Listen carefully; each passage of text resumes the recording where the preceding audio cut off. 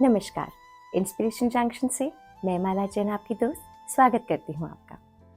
आज की कहानी कुछ ऐसी जो आपको याद दिलाए, चाहे आप जो भी हों, जैसे भी हों, जीवन की दिशा आपको हमेशा सही ही रखनी है। एक बार एक काफी सज्जन व्यक्ति थे, बहुत विद्वान भी थे और हमेशा सेवा के कामों से, परोपकार के काम से जुड़े रहते थे। इसलिए सभी लोग उनसे बहुत प्यार करते थे। लेकिन ये व्यक्ति दिखने में कोई बहुत सुंदर नहीं थे और इस बात का इन्हें बहुत अच्छे से पता था। एक बार ये अपने घर पर बैठे आईने में अपने आप को निहार रहे थे। इतने में कोई व्यक्ति इनसे मिलने आया और यह देखकर कि वे आईने में अपने आप को देख रहे हैं, हंसने लगा। जब ये व्यक्ति हंसा तो उन्होंने उसकी तरफ देखा और उससे कहा कि शायद तुम इसलिए हंसे कि मुझ जैसा कुरूप आदमी अपने आप को आईने में क्यों निहार रहा है, और तुम सही भी हो। लेकिन इसका जवाब यह है कि मैं रोज अपने आप को आईने में कुछ देर देखता हूँ, जो मुझे अपनी कुरूपता का भान रहे और ये बार बार मुझे याद दिलाए, क्योंकि मैं दिखने में सुंदर नहीं हूँ, तो मुझे अपने कार्यों को, अपने कर्मों को इतना सुंदर बनाना है कि लोग मुझे अपने कामों की वजह से याद करें, मेरी शक्ल की वजह से नहीं।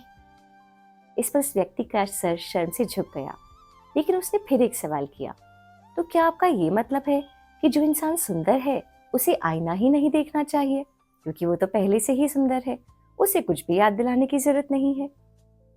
इस पर उनका जवाब आया, नहीं, बिल्कुल गलत। जो इंसान सुंदर है उसे तो आईना और भी ज्यादा देखना चाहिए, जिसे हमेशा याद रहे कि जब भगवान ने उसे इतना सुंदर बनाया है तो उसे अपने कामों को इतना सुंदर बनाना चाहिए कि उसकी सुंदरता से वो जस्टिफाई हो सके और लोग उसको सिर्फ उसकी सुंदरता के लिए नहीं, उसके अच्छे कामों के लिए भी याद करें। वो तो वैसे भी फायदे में है, एक चीज के साथ साथ उसकी दूसरी चीज भी गिनती में आए। तब वह इंसान उनके कहने का मतलब समझ गया। और अब देखिए कितनी अच्छी एक्सरसाइज है, रोज अपने आप को देखना और अपने आप को याद दिलाना कि आप जो भी हैं, जैसे भी हैं, शक्ल में थोड़े कम या ज्यादा, लेकिन काम तो हमेशा सुंदर ही करने हैं। और सच भी तो है, कोई व्यक्ति हमें मिले जो बहुत सुंदर हो, लेकिन व्यवहार में मधुरता जरा कम हो, तो कहाँ याद रहता है। लेकिन वो व्यक्ति जो सबसे मुस्कुराता हुआ और खुद मुस्कुराते हुए रहते हो, उनका चेहरा, उनकी छाप दिल पर हमेशा के लिए रह जाती है। तो चलिए इस छोटी सी कहानी से भी कुछ बड़ा सबक लेते हैं, अपनी जिंदगी को थोड़ा और बेहतर बनाते हैं।